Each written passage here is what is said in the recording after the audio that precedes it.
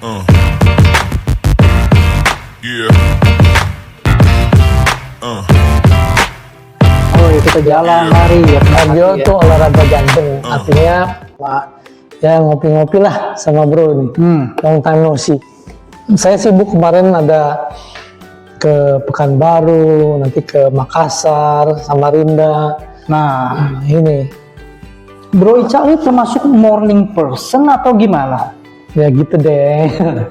Saya jam 9 sudah mulai ngurangi aktivitas, jam 10 udah. Oh, jam 9 malam Ya, maksudnya? 9 malam. Oke. Jadi jam 10 malam itu udah tidur. Biasanya tim saya sudah tahu kebiasaan saya. Jadi jam 5, jam 4 kadang ya sudah kebangun. Sudah bangun. Ini mau ditanya aktivitas ini. Boleh. Oke. Coba tolong ceritakan nih, pagi-pagi ini kan kita sebagai orang sibuk sama sebagai seberapa penting sih morning activity itu? Oke, buat saya tidur nggak boleh terlalu malam ya, karena dunia juga begitu. Ya, orang lain juga yang mau berbisnis begitu. Jadi saya juga akhirnya menjadi habit saya adjust. Pagi udah bangun, biasa ya baca, saya doa, setel YouTube tentang spiritual life pagi ya. Oke. Afirmasi hal-hal yang positif gitu. Penting ini. Ya, itu penting karena kita mempersiapkan waktu untuk memulai hari. Oke. Nah, terus kemudian biasanya jam 6, kalau tetangga tuh setengah 7, itu udah nyariin saya tuh. Kalau saya belum keluar udah ditanya. Atau mereka naik sepeda, kring. Nah, jadi saya kalau nggak jogging sama istri, naik sepeda, atau ya sekali-sekali masih saya lari. Kalau nggak jalan lari, itu olahraga kardio. Tapi anak saya suka ngajakin saya, baby sama mami harus usahakan nge-gym katanya. Itu apa tuh benefitnya? Upper body, jadi kan kalau kardio aja kan banyak kan pakai kaki. Oh iya, kita jalan, lari ya. Kena Kardio kaki ya. itu olahraga jantung, artinya meningkatkan heart rate supaya terjadi pembakaran kalori. Oke. Nah, apalagi kalau malamnya habis makan. Nah, kemarin tuh ada cucunya tetangga ulang tahun. Kita ini juga diajak makan. Beda meja. Nah, itu wow, udah ada. Kalau malam makan, saya udah pasti pagi harus olahraga. Ya, tapi buat saya hampir seminggu 7 hari itu 5 hari mesti saya olahraga. Ya, kalau nggak ada alasan tertentu harus keluar kota, naik pesawat segala macam, saya pasti lakukan olahraga. Ya mungkin kebanyakan 3 itu, lari, sepeda, atau jalan. Nah itu 3 paling banyak. Tapi olahraga otot itu perlu. Jadi tetangga saya ngajakin, ayo bro push up lah. Ya, anak saya juga bilang kalau sibuk push up aja. Oh, jadi nggak perlu sampai nge-gym banget gitu ya? Nggak perlu kok alat pakai alat itu bisa kita ya olahraga otot? Bisa, karena memang olahraga yang kardio aja bagus tapi kurang. Kardio membakar kalori pada saat kita olahraga. Misalnya setengah jam lari, setengah jam jalan, atau setengah jam naik sepeda. Terjadi pembakaran kalori itu hanya di saat kita berolahraga. Nah, kalau latihan otot, anak saya suruh saya latihan dumbbell atau kalau nggak sempat suruh push up, sit up atau squat. Squat penting karena otot paling panjang otot kaki. Nah, jadi yang gitu ya, squat itu juga.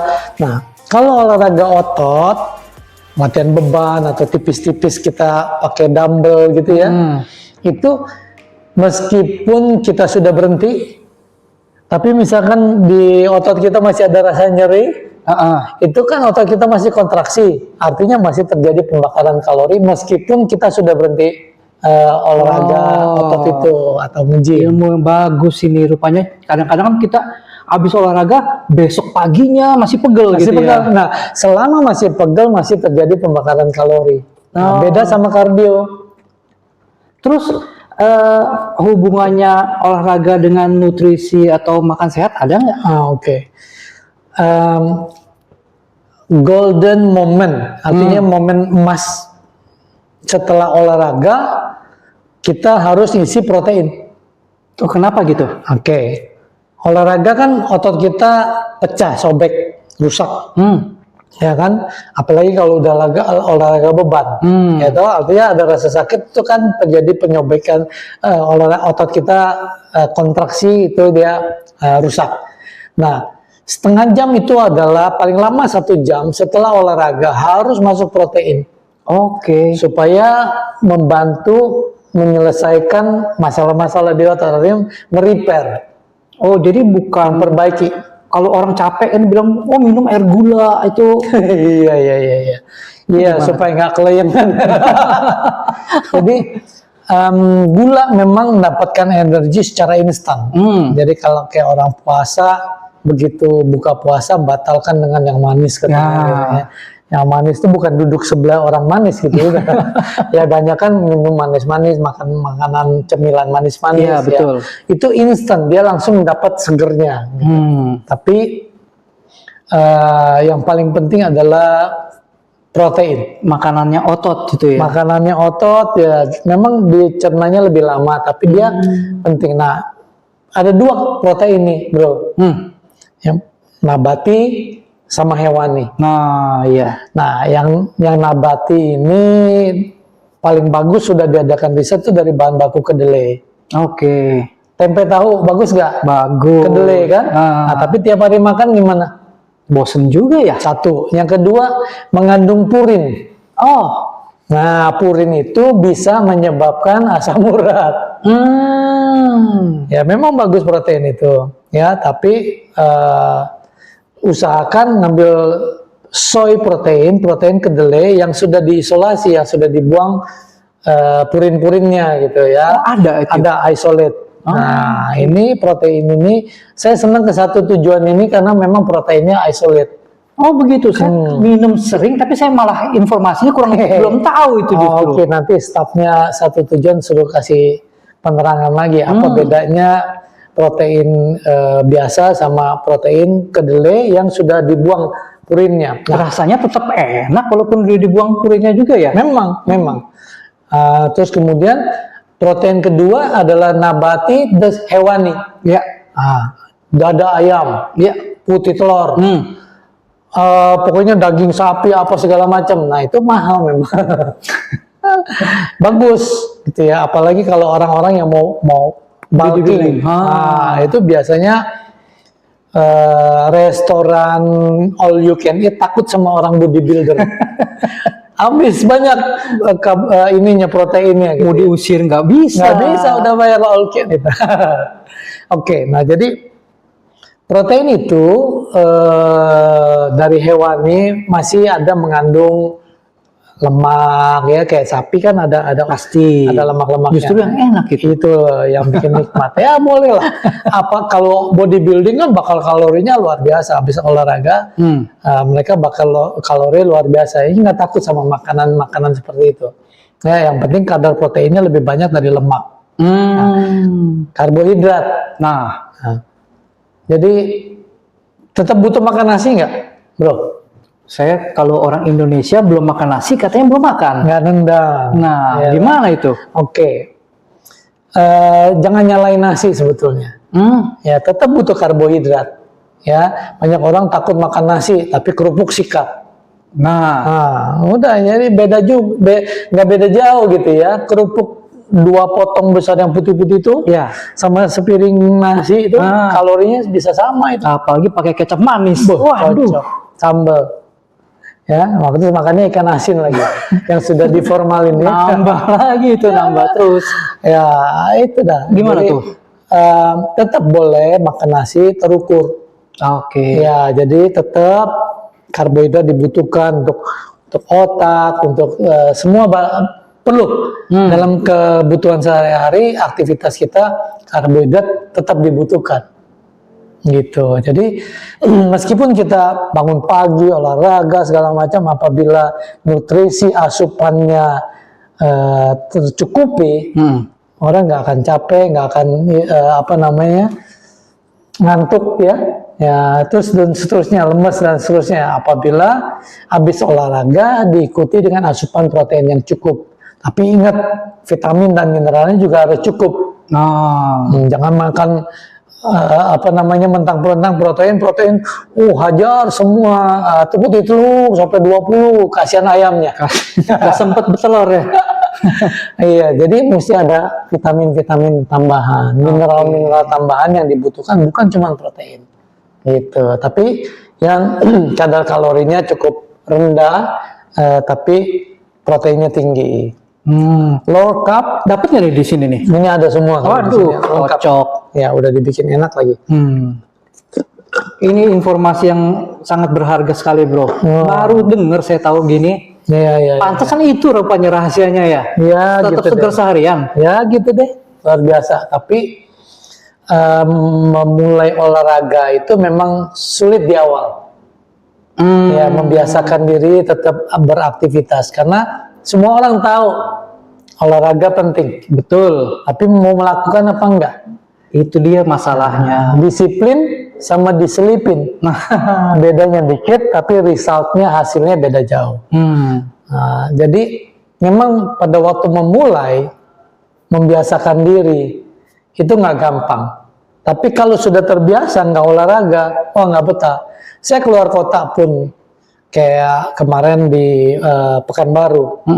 Hotelnya itu masuk ke dalam hotel resort ya, bintang 5, tapi dia di antara kebun kelapa sawit itu. Keren. Oh. Ya, seru. Jadi bangun pagi saya tetap mau ngasih seminar jam 10. Jam 5 udah bangun ya. Jam 6 saya udah siap-siap jogging. Saya janjian sama teman saya yang dari Jambi, tim saya, dapat grabnya susah. Akhirnya saya jogging sendiri. Karena udah kebiasaan, jogging sendirian pun, lari sendirian pun tidak menjadi masalah. Jadi nggak usah ada yang klaksonin kring Nggak perlu jalan ya. di luar kota, di hotel, dimanapun kalau udah menjadi habit. Nah itu. Nah sekarang makanan hotel. Nah, Nah menarik juga ini. biasanya saya nih kalau ke luar kota, kalau bisa, sorry ya orang hotel, saya nggak ngambil paket yang include breakfast. Jadi saya nggak ngambil breakfastnya. Supaya apa? Makan protein. Saya selalu bawa tuh protein shake Herbalife itu, ya teh, aloe vera, apa segala macam untuk kebutuhan saya. Itu jadi kemana-mana bawa blender atau gimana? Nggak ada shaker, tinggal dikocok aja udah kasih gitu. air, bisa. Jadi instan dia nggak usah pakai air panas segala macam. Nggak boleh pakai air Malah panas. nggak boleh. Protein shake Herbalife itu harus dengan air suhu ruangan atau yang dingin. Dingin justru Lebih boleh. sedap, Pakai lebih es batu? Boleh. Sedap. Terus ada mitos lagi katanya. Nah, gimana nih? Air dingin bikin gemuk. Saya sering dengar itu. Eh, Gimana tuh? air dinginnya nggak ada masalah, tapi biasanya ada orang minum air dingin, ada temennya yang warna merah, kuning, hijau, biru, dan seterusnya, sirup. Pantes. Nah, itu yang bikin gemuk sih warna-warni si sirupnya itu. karena gula kan kalau nggak dibakar jadi lemak dia. Gitu.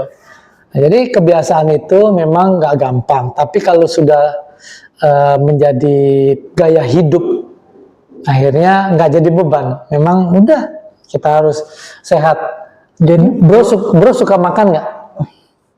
Doyan makan. Walaupun saya kurus-kurus gini, doyan makan. Mas. Doyan makan harus doyan olahraga. Oke. Imbang, in sama out.